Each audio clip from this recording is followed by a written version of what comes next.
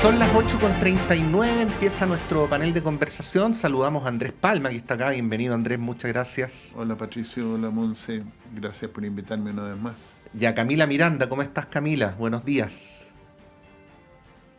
Tiene problemas de audio. Sí, ya la vamos a saludar si es que nos escucha. Le vamos a hacer señas por mientras, así para que sepa que la estamos saludando. Si dice que no escucha, a ver si le podemos dar retorno. Lo vamos a resolver de inmediato y saludamos a la editora general de nuestro departamento de prensa, Monserrate Rolano. Buenos días, Monserrate. Buenos días. Bueno, vamos con los temas. Sí. Bueno, la noticia del Tribunal Constitucional ayer en la tarde no fue sorpresiva. Primero porque la Constitución dice lo que dice, ¿no? Respecto de las normas relativas a seguridad social, donde el presidente o presidenta tiene exclusividad. Y segundo, también por la composición del Tribunal Constitucional, que es distinta a la que había hace algunos años. Pero esto genera un dilema para el gobierno, que los últimos días se había sumado, de hecho, este requerimiento de los senadores oficialistas, de qué hacer con el tema de la mutualización. Hay una presión de las propias aseguradoras, de los senadores de oposición también, en general de la oposición, para que el gobierno pueda reponer con una indicación el tema de la mutualización, porque el TC no se pronunció respecto del fondo de la mutualización, sino que del hecho de que esto fuera impulsado por el Poder Legislativo. Ahí, Andrés, parto contigo. ¿Qué te parece y qué debiera hacer el gobierno en estas circunstancias? Bueno, si el gobierno se hizo parte, es una señal importante, porque primero el requerimiento lo presentaron parlamentarios, pero después el gobierno se hizo parte. Y uno piensa que si el gobierno se hace parte y escucha las declaraciones de las autoridades de gobierno, no hay interés del gobierno en patrocinar una norma de este tipo, ¿ya? Y por lo tanto, el gobierno sostiene que la deuda de las ISAPRE es de 1.000 y tantos millones de dólares y la mutualización no tiene consistencia. Yo leí en El Mostrador, me parece, un artículo del abogado Luis Eduardo Taller, muy sólido respecto al tema de la mutualización, porque decía, uno puede mutualizar un seguro, es decir, compartir el riesgo, pero uno no puede mutualizar las deudas. ¿Cómo yo voy a compartir? Yo debo 100, tú debes 0, compartamos y los dos debemos 50. No es consistente, ¿ya? Por lo tanto, la mutualización, así llamada mutualización, en realidad no tiene consistencia jurídica. Ahora, respecto al asunto del Tribunal Constitucional, yo quiero hacer otro comentario porque me parece muy interesante que el abogado que defendía a la ISAPRE, defendía la mutualización, Patricio Zapata, que es un abogado demócrata cristiano, los senadores demócratas cristianos habían presentado el requerimiento al Tribunal Constitucional, contradicciones de la vida, pero el argumento de él es que las ISAPRE no son parte de un sistema previsional. Entonces, parte de un sistema de seguridad social, en el fondo. Que no son parte de un sistema de seguridad social y que por lo tanto no procedía la iniciativa del Ejecutivo. Y esto tiene un punto igual. Esto es como decir, en realidad las ISAPRE no son, o sea, el argumento que le estaba dando es que esto no tendría por qué estar regulado por una ley porque no son instituciones de seguridad social. Si no fueran instituciones de seguridad social, ¿por qué hay cotizaciones obligatorias que pueden ir para ellas? O sea, si son un seguro libre y puro, no me pueden obligar a mí a cotizar en ese seguro. Si me obligan, entonces, ¿por qué me obligan? Porque está estructurado un sistema de seguridad social de la cual son parte. Pero el argumento de él es que no son entidades parte de la seguridad social. Entonces, ¿qué son? Bueno, esos son los enredos del Estado subsidiario. Pues. Bueno, Camila. Ahora sí, bienvenida, Camila Miranda. Gracias por estar acá. Muchas gracias. Sí.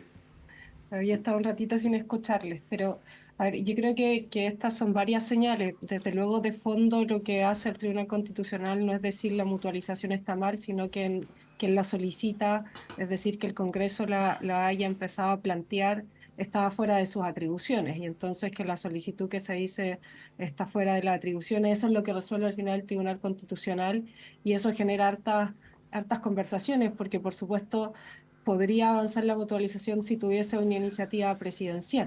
Pero por supuesto que eso está fuera de los planteamientos que el propio gobierno ha hecho y que me parecen a mí razonables, porque justamente lo que tú recién señalabas es cómo le planteas a la ciudadanía esto de compartir, ¿cierto?, unas deudas que la Corte Suprema ha acreditado, que tenemos una larga discusión.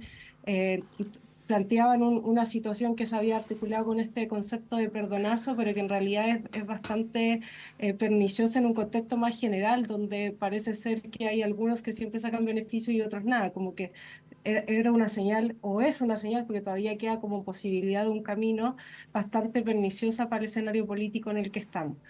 Pero abre también la discusión de qué se hace, porque no es sencillo, efectivamente, la situación en que quedan muchas afiliadas y afiliados de la ISAPRES, tanto a quienes se le debe, ¿cierto?, porque se les cobró injustamente, como también a la sostenibilidad de ese sistema en particular, que tiene no solamente las implicancias de esta deuda de ciertas ISAPRES que pueden tener problemas económicos, sino que la relación con las clínicas privadas, que es bien impactante, porque en el nivel de cobertura de salud que tenemos, eso es un factor relevante.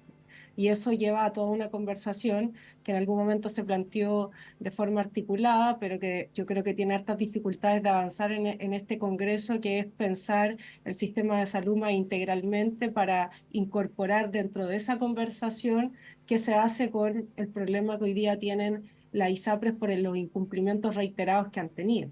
Y creo que ese es el marco complejo que se vuelve a reabrir también con el fallo del Tribunal Constitucional. Por un lado, se evita, a mi parecer, una mala señal a la ciudadanía por un momento, porque esta conversación va a seguir, pero por otro lado, vuelve a poner esta otra conversación sobre la mesa y los canales, ¿cierto?, que permitirían pensar una perspectiva más larga de salud, de salida al sistema de salud, están bastante cortados. Yo creo que aquí hay como una especie de dedal chino en el problema tanto de las implicancias, ¿cierto?, de esta deuda para los afiliados, pero también para el sistema privado de salud, que por los principios que tenemos hoy día en Chile, es bastante importante y relevante para la cobertura de las clínicas privadas. Creo que ese es como para ponerle más hebras al hilo complejo de las implicancias de esta resolución del Tribunal Constitucional.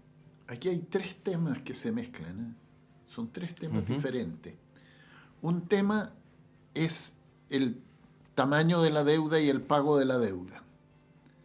Pero antes del tamaño de la deuda y el pago de la deuda, está la situación ya actual de la ISAPRES, que han disminuido sus ingresos por también la resolución de la Corte Suprema de que no deben cobrar por el auge a los menores de 3 años. De 2 años, sí. O sea, de 2 años para abajo, digamos, menores de 3 años, que no alcancen a tener 3 años. ¿Ya? Y eso ya les ha significado una caída de ingresos de alrededor del 10% de sus ingresos. Y una caída del 10% de sus ingresos no es poco. Ahora, han subido por esta disposición que se aprobó en la ley de presupuesto, han subido sus precios base. Y eso ha disminuido la caída del 10 al 8% aproximadamente. Pero en esta situación, antes del pago de la deuda, hay al menos 2 ISAPRES que no tienen cómo sobrevivir. ¿Ya? O sea, y eso no es culpa de la deuda. Y eso no es culpa de la deuda, pero es también una correcta aplicación de las normas, porque estaban cobrando 2 veces por las primas que es. ¿Ya? Entonces tenemos el tema de la deuda, tenemos el tema de ya la situación de la ISAPRE, pero hablar del promedio del 10%, del 8%, es no mirar la realidad, porque la realidad de la ISAPRE es muy distinta unas de otras. O sea, hay ISAPRES que no tienen ningún problema para seguir operando. Y hay otras ISAPRES que van a dejar de existir probablemente. Y un tercer tema es el tema de la deuda de las ISAPRES con las clínicas privadas, con los prestadores, que una caja negra. Porque como hay elementos relacionados entre la ISAPRE y los prestadores, son los mismos propietarios, llegan y declaran públicamente, nos deben 600.000 millones de pesos la ISAPRE a las distintas clínicas, pero cuando uno pregunta, a ver, muestre usted, diga cuál es la deuda específica con cada una de las clínicas y de cada una de las ISAPRE, nunca entregan la información. Entonces aquí se está especulando con una situación, generando una situación de inseguridad. Si quiebran dos ISAPRE, los cotizantes de esa ISAPRE pueden ser objeto de tres cuestiones: o pasan a FONASA y continúan en el fondo con una atención desde el punto de vista de FONASA, o compra la cartera otra ISAPRE, que es lo que pasó ya con la quiebra de una ISAPRE hace varios años atrás, o se licita esa cartera entre las distintas ISAPRE. Todos esos caminos están abiertos. Entonces, aquí no es que por el cumplimiento de las normas ya establecidas va a desaparecer ni el sistema ISAPRE, ni va a haber una gran crisis en el sistema de salud. Los mecanismos para operar estas cuestiones están establecidos y pueden operar hoy día, porque hay ISAPRES que pueden seguir funcionando y otras no van a poder seguir funcionando. Ahora, si los dueños de la ISAPRE actúan correctamente, entonces lo que corresponde es que para pagar la deuda hagan aportes de capital, porque con el sobreprecio que cobraban, ellos ganaron plata. Entonces tienen que reponer esa plata. Y el mecanismo es que hagan aportes de capital. Ahora, yo no sé si están dispuestos a hacer aportes de capital o no, pero esa sería la solución de fondo para el tema de la deuda. Pero queda igual que la caída de ingresos que están teniendo es una caída de ingresos que a varias ISAPRES las pone en una situación muy crítica. Sí, bueno, lo que tú describes también tiene que ver con la integración vertical, que bueno, hay quienes dicen que no debiera existir, al menos en el tema de la salud. Ahora, Camila, surge, y esto lo hemos conversado harto a propósito de este tema, surge la interrogante respecto a qué hacer con el sistema de salud, no solamente privado, sino que también cómo esto afecta a la salud pública, porque tiene un efecto dominó, ¿no? Por lo que describe Andrés también, el tema no solamente son las ISAPRES, sino que los prestadores, y cuando hablamos de los prestadores no hablamos de las clínicas del sector oriente, sino que una serie de clínicas de centros médicos donde se atiende gente también que está en FONASA, ¿no? A lo largo de todo Chile. A lo largo de todo Chile, sí, es cierto, lugares donde además no hay hospitales, pero sí llega el sector privado a través de centros médicos, en fin. El tema es qué hacer con la salud. Se viene hablando hace rato de una reforma integral al sistema de salud donde hay cierto grado de acuerdo. Ayer, por ejemplo, en la noche el senador Chaguán, integrante de la Comisión de Salud del Senado de Renovación Nacional, planteaba, ¿no?, que el gobierno debiera impulsar una reforma integral al sistema de salud. Voy a leer textual para no tergiversar. Decía que establezca un plan garantizado universal tanto para las personas afiliadas a FONASA como afiliados a ISAPRES, además de terminar con las preexistencias y discriminación por sexo y edad. Esto lo está diciendo alguien de oposición. Entonces ahí uno se pregunta por qué el gobierno no tiene una iniciativa, porque el fallo de la Corte Suprema es del año 2022, por lo tanto tiempo ha pasado, digamos. ¿Por qué el gobierno no tiene una iniciativa para impulsar un proyecto con cierto grado de acuerdo, ¿no?, de una reforma más integral al sistema donde las ISAPRES muten, pasen a ser seguros privados, que es lo que en la práctica son, ¿no? ¿Cómo ves eso, Camila, y también la acción o inacción del gobierno en esta materia? A ver, primero esta conversación ha estado muy atada en la relación con la oposición, justamente a qué pasa con la ISAPRE y su deuda.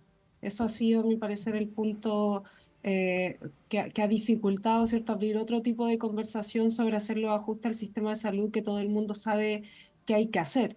Y en ese entrampamiento, el gobierno lo que empezó a hacer creo que un piloto que ya lleva 1 año y medio, que era este programa de universalización de atención primaria, que es básicamente que cualquier persona tenga FONASA y SAPRE puede acudir a los centros de atención primaria, como una política de inicio de universalización que parte, ¿cierto?, no necesariamente desde una reforma legal, sino desde una decisión administrativa del gobierno, que en Santiago, por ejemplo, está en Renca y a nivel del país están algunas regiones aplicándose, que es una forma de incentivar a todas y todos a usar la atención primaria, que está muy bien valorada también en Chile, y con eso desconcentrar también otros puntos de atención de salud que a veces se suplen tanto en el espacio privado o directamente en las urgencias de los hospitales. Y creo que ahí hay una cuestión que está sucediendo que debería tener una pretensión mucho más universalizante, ¿cierto? Pero desde luego el punto de fondo tiene que ver con cómo en la situación que estamos se hace un tránsito efectivamente a poder tener unos seguros de salud que no son solo en esta lógica de complementariedad, que hoy día empieza a ocurrir de facto, es decir, muchas personas que salen de las ISAPRES se inscriben en FONASA y suscriben un seguro complementario de salud para atenderse probablemente en alguna clínica privada con la que se tiene algún cierto acuerdo de esa aseguradora. Eso es lo que ocurre un poco como camino en este momento, y no necesariamente efectivamente como un seguro de salud propiamente tal. Entonces también se está expuesto a ciertos criterios que utilizan las aseguradoras para tanto en la negociación con ciertas clínicas como en la valoración que hacen de la persona que requiere contratar ese seguro. Y yo creo que si el senador Chaguán está planteando lo que está planteando, yo creo que tiene que pensarse como una oportunidad. El problema es que yo no lo descoloco de la situación general que tiene hoy día la relación entre la oposición y el oficialismo. Entonces, si bien me parece una oportunidad, si es que también están abiertos a avanzar en ya construir un seguro de salud diferente al que hoy día tenemos, y también tomar y calibrar el peso que hoy día tiene FONASA y también las valoraciones institucionales comparadas que se tiene sobre FONASA. Y se toma en serio también el problema de cobertura. Yo creo que sería una oportunidad interesante que no debería desaprovechar la ministra de Salud, y efectivamente con las propuestas que se han empezado a delinear, que no han decantado en un proyecto de ley, avanzar por esa vía. Pero me parecía relevante poner el punto sobre este piloto porque creo que es una forma de universalización que está ultra focalizada en este momento, porque es un par de municipios, pero que ha supuesto una campaña en algunas zonas regionales, incluso ir a decirle a militares que en general usan otro sistema, ¿cierto? Ustedes también pueden atenderse en la atención primaria, porque esto implica no solamente la discusión del seguro propiamente tal, sino de la lógica o relación que tenemos con la salud pública. El a priori de que la salud pública es mala o que los servicios de atención pública son malos, y supone una especie de transitar en varios pasos. Entonces me parece importante esa medida como preconfiguradora de algo que por supuesto está bastante más lejos que este tipo de iniciativas aisladas, pero para poder discutir en serio qué supone fortalecer la salud pública para que todas y todos se sientan con la seguridad, ¿cierto?, de poder asistir a ella, y por tanto haya una decisión más transversal del sistema político de invertir en la salud pública, que no es solo entonces la discusión sobre el seguro, sino también la inversión en la salud pública, que hace que se tengan déficit también de atención y de profesionales en muchos hospitales con alta infraestructura que hoy día se ha ido construyendo también desde la salud pública. Sí, Andrés, ¿algo que agregar antes de cerrar el tema? No, un comentario chiquitito nomás. ¿Mm? O sea, cada vez que en el pasado se ha intentado hacer lo que el senador Chaguán hoy día dice que hay que hacer, la derecha se ha opuesto. Bueno, en pensiones es un ejemplo también. Bueno, pero en salud concretamente, desde el gobierno del presidente Lagos, antes algunos esfuerzos menores, pero en el gobierno del presidente Lagos, cuando se hizo el plan Auge, se pretendía un seguro común para ambos en el tema del auge, solo en el tema del auge, y la derecha se opuso, entonces tuvo que tener seguros separados, digamos.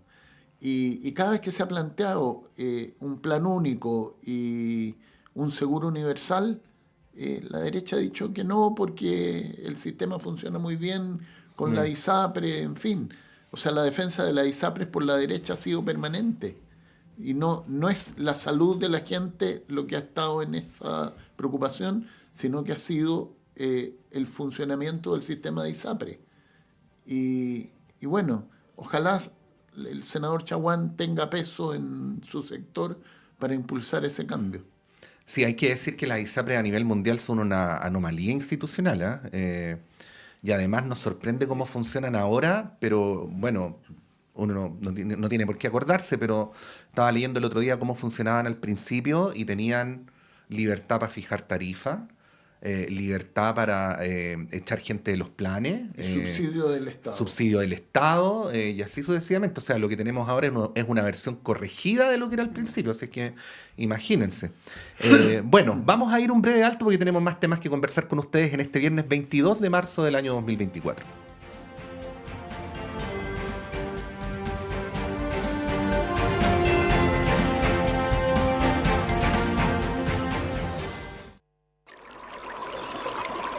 Aguas Trayén o Cascada en Mapudungún es la mejor agua purificada con tecnología de última generación. Para más información, visite su página web www.aguastrayen.com.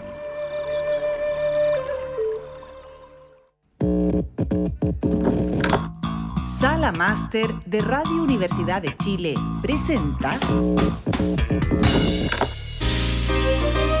jueves 25 de abril a las 19:30 horas al Grupo Nacional de Quirusa. Esta banda pionera de la escena musical chilena regresa a este escenario en un concierto acústico y de fina selección. Con más de 3 décadas de trayectoria, compartiendo ritmos como el soul, hip hop, funk, new jack swing, reggae, rap, rock, fusión latinoamericana y world beat, esta agrupación se presenta en Sala Máster con un repertorio desenchufado y plagado de grandes éxitos. Los dejamos invitados a disfrutar, descubrir y compartir los sonidos y colores musicales de una de las bandas imprescindibles de nuestro país. Jueves 25 de abril, apertura de puertas 19:30 horas, inicio del show 20 horas en punto. Entradas disponibles en Portal Disc y más información en nuestro Instagram @salamastercl.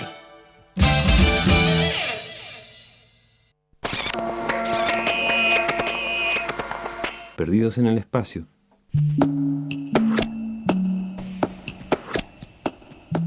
Tanta música nueva y tan breve la existencia para darse cuenta.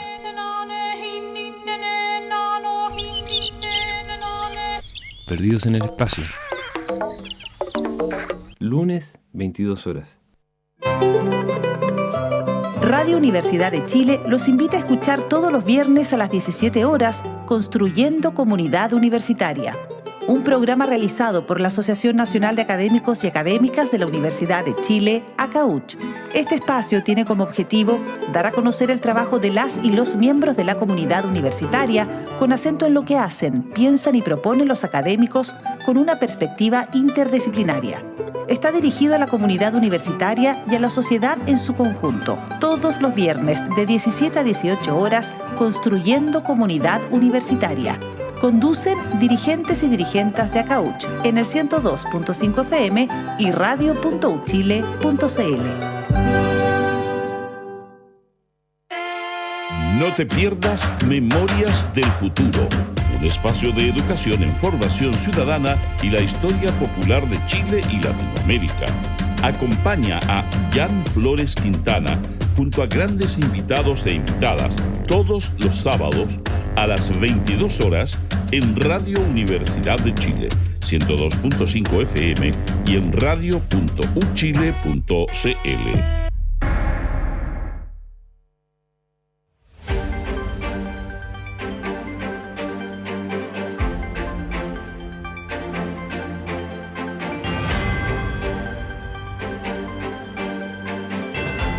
Continuamos en Radio Análisis en esta mañana de viernes 22 de marzo del año 2024. Son las 9:03 de la mañana, transmitiendo para ustedes y debatiendo sobre los temas de la contingencia, que son varios. Hay una declaración del día de ayer que nos da la oportunidad de conversar sobre un tema de fondo, porque el presidente de la República, acompañado por otras altas autoridades de gobierno, inauguró ayer una planta desaladora de la minera Los Pelambres, recordemos, perteneciente al grupo Luxich, ahí en la en la comuna de Los Vilos. Y en esa inauguración el presidente hizo un llamado donde planteaba en general la necesidad de ir eliminando los prejuicios en la relación entre la política y la actividad empresarial. Hizo un llamado, por ejemplo, a terminar con los prejuicios contra las empresas, señalando que éstas debían ser evaluadas por su desempeño y no por otras consideraciones, lo cual podría ser interpretado a priori como un mensaje a su sector. Pero también manda un mensaje a otros sectores, y lo cito textual, en particular empresariales, a abandonar la soberbia paternalista que lleva a emitir juicios denigratorios a gobiernos que obedecen a la voluntad popular. No apuntó específicamente a quién, pero esto evidentemente se da en un contexto en el que, por ejemplo, para no ir más atrás, durante los últimos días ha habido fuertes críticas del mundo empresarial a la situación macroeconómica del país, a lo que el gobierno defiende como logros en la materia, y que nos remite al viejo tema de cuán ideológica o no es el sector empresarial chileno. Es natural en todas partes del mundo que la derecha está más cerca del empresariado que la izquierda, pero hay quienes dicen que en Chile esto tiene un acento aún mayor. ¿Cómo ves, Camila, la relación entre este gobierno y el mundo empresarial y en general esta dinámica, ¿no?, que es tan propia de la política chilena? O sea, por supuesto que es una relación que parte tensa y también en construcción. O sea, es un sector que no tiene unos vínculos estructurales con con el gran empresariado, y entonces eso supone en el ejercicio del gobierno, por todo lo que le corresponde hacer el Estado, empezar a construir esas relaciones por los distintos ciertos espacios de la actividad que se desempeña. Ahora bien, ese llamado que hace el presidente, ¿cierto?, a bajar los prejuicios respecto de las empresas, yo creo que hay que hacérselo a las empresas de vuelta respecto del sector y respecto del Estado, que ha habido efectivamente una relación tensa más allá del gobierno de turno respecto a la actividad primero empresarial posible que puede tener el Estado y por tanto sus posibilidades o no de tener una relación virtuosa entre el mundo público y el mundo privado en la actividad económica. Eso siempre ha sido una relación tensa y no es una cuestión circunstancial, sino que también es propia de la lógica del modelo que tenemos hace harto rato atrás, que era el papel del Estado en las actividades económicas, y que fue también toda una discusión a propósito de los dos procesos constitucionales. Si el Estado recuperaba la capacidad de tener iniciativa en las áreas económicas, y que lo hemos visto un poco en este gobierno a propósito de las iniciativas vinculadas al litio, a la posibilidad de desarrollar una empresa, ¿cierto?, del Estado, y ahí por supuesto viene toda la conversación de los niveles de participación y vinculación con el mundo privado. Pero quiero circunscribirlo como esta tensión más allá del sector a ese principio organizador de cómo participa el Estado y el mundo privado en la actividad económica.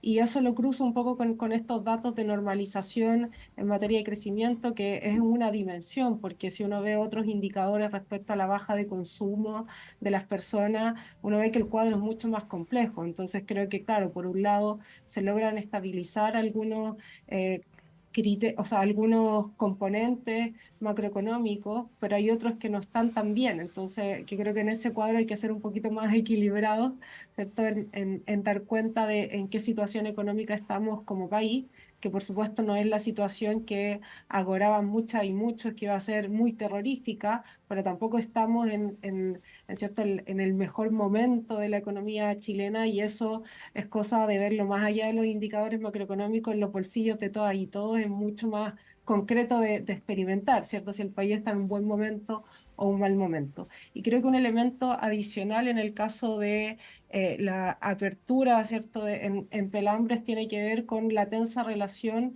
ya no necesariamente del Estado o de los privados, sino de las implicancias, los impactos medioambientales del desarrollo económico, que es una conversación que yo creo que no hemos logrado resolver del todo como en una ecuación virtuosa entre la necesidad de un desarrollo que permita al país sacarlo de la situación actual, pero también considerar los efectos perniciosos que tiene, ¿cierto?, la actividad económica en muchas materias vinculadas con el medio ambiente. Y esa tensión es permanente no solo por las organizaciones medioambientales, que tienen distintas posiciones, sino por ese necesario equilibrio de pensar cómo se avanza hoy día, más en el corto y mediano plazo, en espacios de inversión que permitan darle mayor holgura al Estado, por ejemplo, para tener pensiones u otras cuestiones esenciales, con esa mirada de mediano y largo plazo respecto de la afectación concreta de los lugares, los territorios y las comunidades. Y creo que esa es una discusión de equilibrios que es bastante compleja. Por supuesto que tensiona a mi sector, pero creo que es un problema un poco más grande en la conversación de lo que supone hoy día hablar de desarrollo, que era quizás muy distinto hace bastantes años atrás, cuando se conversaba sobre la nacionalización o no del cobre o las vías de desarrollo chileno. Yo creo que hoy día está instalada esa dificultad y eso atraviesa efectivamente la relación entre el papel del Estado y los privados en el desarrollo económico. Sí, aquí Andrés, bueno, hay como al menos tres temas, ¿no? que uno identifica. Uno, lo último que dice Camila, respecto del modelo de desarrollo, particularmente el sector del Frente Amplio tenía un discurso muy transformador en ese sentido. Segundo, la situación económica del país que ha sido debatida a propósito de los 2 años del gobierno del presidente Boric, con cifras sobre la mesa. Hace algunos días la presidenta del Banco Central decía que la situación económica de Chile está mejor que hace un año. Pero esto también tiene que ver mucho con interpretaciones, con comparaciones. Sabemos que la economía no es una ciencia exacta. Y por otro lado, como último elemento, la relación del gobierno de Boric con el mundo empresarial, que ha sido muy tensa desde un inicio, incluso antes de que el presidente comenzara a gobernar, ¿no? Que anunciara sus primeras medidas. Ha sido muy resistida por los empresarios, el tema del pacto fiscal, incluso con todas las adecuaciones que ha hecho el gobierno, ha sido profundamente resistida. ¿Cómo lo analizas en esos planos, ¿no? En el tema productivo, macroeconómico y la relación también con el mundo empresarial? Voy a partir por lo macroeconómico. Este gobierno debiera darle confianza al mundo empresarial porque ha demostrado ser responsable en lo macroeconómico. Había que hacer un ajuste y el ajuste se hizo. El ajuste significaba disminuir gasto público, mantener restringido el gasto público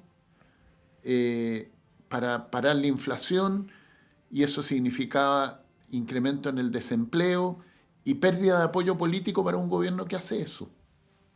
Y el gobierno lo hizo, ¿ya? Eso es ser responsable y por lo tanto uno debería decir: yo confío en un gobierno que está dispuesto a pagar costos con tal de resolver un problema de corto plazo pensando en el largo plazo. Ese es el primer punto. El segundo punto relacionado con eso es que el ajuste terminó. Y la evidencia del ajuste, que el ajuste terminó, es que llevamos varios meses creciendo la economía sobre el 2% y que, contrario a lo que se pensaba, el año pasado no fue un crecimiento negativo, sino que fue positivo. Una porquería de positivo, como iba a ser una porquería de negativo, pero positivo, ¿ya? Yo digo, entre sacarse un 4,1 y sacarse un 3,9, la diferencia es re poca. Pero el resultado es que con el 4,1 tú apruebas y con el 3,9 reprueba. Esto es como haberse sacado un 4,1. Es una señal de que la economía ya va a crecer y este año va a crecer. Estamos creciendo poco porque hay poca inversión, porque no se confía en el gobierno, porque no se confía en la política. Pero estamos creciendo y se están dando las señales por parte del sector público de que la responsabilidad conduce a un mejor escenario futuro. Y hay otras señales del sector público que son muy relevantes en ese sentido. La Corporación de Fomento ha transferido $1.000 millones a diversos fondos de inversión privados para que apoyen el desarrollo de empresas. $1.000 millones no es poca plata. Y hoy día hay fondos de inversión privados, fondos de capital de riesgo privado, que están utilizando $1.000 millones del Estado para fomentar el crecimiento de pequeñas y medianas empresas. Otra señal de responsabilidad. el problema de Paipote es un problema que se viene arrastrando desde hace, yo diría, 20 años. 20 años. Y el gobierno dice, ya, llegó el momento de tomar la resolución. Es una resolución costosa, paro en Atacama, pero había que tomar la resolución de parar la fundición Paipote para poder tener una nueva fundición, porque si uno está perdiendo plata todos los días, no tiene los recursos para instalar una nueva fundición moderna, menos contaminante y más eficiente. Y el gobierno toma esa decisión. Entonces, si uno mira todos estos gestos, uno dice, ¿y qué espera el sector privado? Lo que pasa es que el sector privado y la dirigencia empresarial privada ni siquiera es conservadora, ¿ya? Es demasiado, ¿cuál podría ser la expresión correcta? Está demasiado acostumbrada a que las cosas se le den y no tener que hacer ningún esfuerzo. Y eso no es lo que permite que la economía crezca, no es lo que permite que la sociedad madure. Por eso llevamos 20 años en que no aumenta la productividad. Sí. Bueno, ahí hay un tema, Camila, que incluso se viene dando como tema de discusión. No sé cuánta gente apoyará a Hugo Herrera dentro de la derecha, pero él se sitúa dentro de la derecha, que lo viene criticando hace hartos años, ¿ah? Es lo que él llama el contubernio entre la plata y la política, la carencia de autonomía, lo ha dicho en varias entrevistas, aquí también lo ha dicho, la carencia de autonomía de los partidos de Chile Vamos del gran empresariado, e incluso fue muy crítico de la candidatura en su momento de Sebastián Sichel, porque decía él que había sido una candidatura digitada y decidida por el empresariado e introducida al interior de Chile Vamos por fuera de la institucionalidad de los partidos, ¿no? Ahí hay un tema que es relevante, que uno se lo encuentra todas las semanas con distintos temas, o sea, lo que tiene que ver con el caso de Hermosilla y los negocios del expresidente mientras era dirigente político, el mismo tema de las ISAPRES que hablábamos en el bloque anterior, que a mí me parece difícil de justificar cómo partidos políticos del sistema político defiendan a empresas que infringieron la ley durante 10 años, porque eso ya no es un problema de principios, ¿no? Y así sucesivamente, bueno, ¿cómo ves ese peso, ¿no? Al interior de la política chilena? Porque, bueno, es un asunto que incluso ha sido planteado en los términos que yo te describo. A ver, una relación que está ocurriendo en estos mismos momentos. Parte también del reacomodo de la capacidad de ciertos sectores de la derecha de determinar el pacto que está construyendo, también está mediado por relaciones empresariales que a veces aparecen un poquito más o un poquito menos en medio, pero es evidente que hay una conversación abierta sobre a qué sector apoyar más.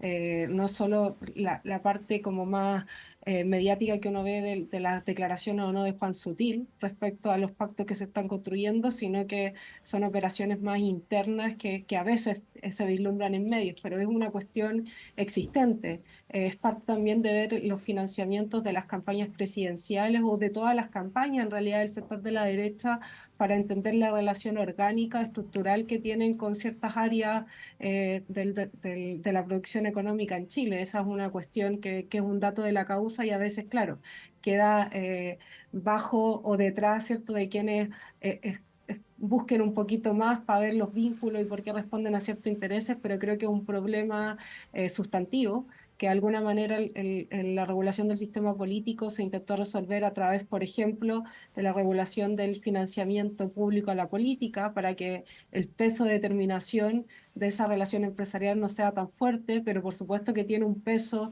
en materia legislativa, en materia de gobierno. Las esquirlas que se levantan a propósito del caso de Hermosilla y el exdirector de la PDI muestran también, ¿cierto?, esa relación entre ciertos sectores empresariales y el uso de los espacios del Estado, no necesariamente a veces para el desarrollo empresarial pensando en los beneficios para el país, sino que en las propias ganancias personales. O sea, todo eso que está por verse respecto de la implicancia o no del caso Enjoy Dominga respecto al expresidente Piñera muestra, a mi parecer, con mucha transparencia esa relación. Ahora creo que haya una relación entre intereses y sectores que apoyen a otros, a mí no me parece algo negativo o pernicioso a priori en la política. El problema es que está una determinación estructurante y que marca efectivamente la posibilidad o no de Chile de hacer ciertos giros y que la democracia tenga un peso o no. Y muchas veces la democracia queda tensionada justamente por estos poderes fácticos y algunos tienen una perspectiva más abierta, por ejemplo, que se expresa en sus tipos de inversiones y otros que siguen siendo un rentismo que no genera valor absoluto y que no están dispuestos a competir o que no están dispuestos incluso a abrazar esos principios del modelo económico que defiende su sector, como una libre competencia propiamente tal. Entonces, yo creo que tenemos ese dilema y que está muy presente hoy día en todos estos casos más contingentes que estamos viendo, y un problema no solo de la efectividad o no de la democracia, sino de la capacidad efectivamente de que Chile pueda tomar ciertas decisiones que son estratégicas para el beneficio de todo y que se vincula entonces aquí entre la relación entre el Estado y las empresas de hacia dónde se direcciona. O sea, la inversión sí determina ámbitos de desarrollo, formas de empleo, qué relación va a tener el país con el resto del eje global en los cuales nos articulamos. O sea, tiene implicancias bien gruesas, y yo creo que es bueno de vez en cuando transparentar, ¿cierto?, que están esos intereses ahí presentes y algunas veces el mismo sector empresarial, por tensiones con el sector que lo representa políticamente, han decidido pasar a primera línea y ser los agentes directos, ¿cierto?, de la relación y de la toma de posiciones. Eso lo ha hecho muchas veces Luxich, lo ha hecho otras veces como Sutil presentándose a ser el candidato o la candidata, y en otros casos un poco más oculto en relaciones empresariales por directorios o redes a veces de amistad o políticas específicamente. Sí, bueno, el tema de la relación entre la política y el sector empresarial da para una conversación muy, muy larga, y nos quedan algunos minutos que queremos aprovechar en un tema que es internacional, pero que tiene implicancias en nuestro país, que es lo que está ocurriendo en Venezuela. Quedan poquitos meses para que se realicen las elecciones presidenciales en ese país. Esta semana una misión de Naciones Unidas alertó de una represión violenta en Venezuela de cara a las elecciones, y es en ese contexto, con persecución a opositores ligados a María Corina Machado, que el gobierno de Chile ayer emite una declaración en la tarde, una declaración que en realidad es bastante neutra, no hace no explicita lo que sí se le ha pedido al presidente Boric, que hable de una dictadura, por ejemplo. No menciona el nombre de María Corina Machado, como tampoco lo hizo en la declaración anterior. Expresó una firme condena el gobierno de Chile a la detención arbitraria de opositores venezolanos, y aseguró que esto afecta seriamente la realización de elecciones presidenciales democráticas, transparentes y libres. Es parte del comunicado de la Cancillería chilena. Esto fue respondido por el gobierno venezolano, que acusó una campaña de desprestigio. Parto contigo, Andrés. ¿Cómo ves esto y cómo podría afectar las relaciones diplomáticas con Venezuela, donde tenemos acá a cientos de miles de habitantes de ese país, ¿no? Y se ha hecho un esfuerzo también por tener un vínculo con Venezuela, con el embajador Gasmuri, ¿no? Y justamente para nosotros beneficiarnos también de esa relación diplomática que cada vez que nos acercamos más a las elecciones se tensa más, ¿no? Y por otro lado está la política interna, ¿no? La coalición o la alianza de gobierno, con las diferencias de apreciaciones, lo voy a decir así, respecto del régimen de Maduro. Bueno, yo creo que es muy diplomática la declaración de la diplomacia chilena, y justamente es diplomática para no cortar los nexos que necesitamos con Venezuela, porque cuando uno tiene, no sé cuántos son los venezolanos ya en Chile, pero 500.000... Oficialmente casi 500.000. 500.000 sí, pero supone que ciudadanos, son más, sí. 500.000 ciudadanos venezolanos en este país. Uno no puede cerrar la puerta a tener una relación diplomática, ¿ya? Entonces, la declaración es muy diplomática, pero todo el mundo la entiende. Y por eso la reacción del gobierno venezolano. En Venezuela no se está permitiendo participar a la oposición en la elección presidencial. Cuando tú dices, este candidato no puede ser candidato y es el candidato que ha elegido la oposición, entonces simplemente no hay posibilidad de un proceso democrático tal como va y como va a ocurrir, porque no hay ningún atisbo de que el gobierno de Maduro pueda querer cambiar las cosas y abrirse a una elección competitiva porque sabe que la pierde. Así Sí, de po, simple. sí. Así de simple. Entonces, claro, en la medida en que se acerque la fecha de las elecciones va a aumentar la represión porque van a aumentar las manifestaciones en contra del gobierno. Pero el gobierno de Chile no puede romper relaciones, ¿ya? Ni puede ser más explícito, diría yo, de lo que ha sido en sus declaraciones. Yo no creo que tenga que ver con la tensión dentro de la coalición de gobierno, porque el presidente Boric ha sido muy claro en calificar el gobierno de Maduro, digamos, ¿ya? Entonces no creo que tenga que ver con lo interno, sino que más bien con mantener abierto el espacio, no generar una ruptura diplomática mayor que la tensión que hay hoy en día. Al enviar a Jaime Camuri como embajador, el gobierno dio una señal de decir queremos resolver los problemas de los venezolanos en Chile principalmente y restablecer un canal fluido, al mismo tiempo que dar una señal de enviar un embajador que claramente apoya y ¿cómo se llama? Y lo ha manifestado antes de ser embajador. No le corresponde hacerlo como embajador, pero antes de ser embajador, el proceso de democratización de Venezuela. Entonces el gobierno de Chile yo creo que lo hace bien en lo que ha hecho en la declaración del día de ayer, porque a buen entendedor pocas palabras. Camila, te quería preguntar como analista, pero también como militante de izquierda, en lo primero, en un plano como más político. Es difícil el dilema para el gobierno, porque por un lado está el tema de los principios, ya hay informes de organismos internacionales de derechos humanos que coinciden de una manera bien categórica sobre lo que está ocurriendo en Venezuela. Por el otro lado está el tema de que es un punto que no genera consenso al interior del oficialismo, y por el otro lado también, tampoco lo podemos sacar del análisis, la permanente alusión de Chile Vamos, muchas veces de una manera no muy justificada, de meter a Venezuela dentro del debate coyuntural chileno, ¿no? Pero por el otro lado, como te lo pregunto como militante de izquierda, porque grandes referentes de la izquierda teórica chilena, y quiero nombrar solo dos, Marta Harnecker y Tomás Mulián, en ciertos momentos vieron el proceso venezolano como el proceso que daba la posibilidad de construir lo que el mismo Tomás Mulián llamó la izquierda del siglo XXI, ¿no? Y que tenía como eje el proyecto del fallecido presidente Chávez. Bueno, ¿cómo ves eso, no? Que es una de las razones por las cuales para la izquierda este es un tema no tan sencillo de zanjar, ¿no?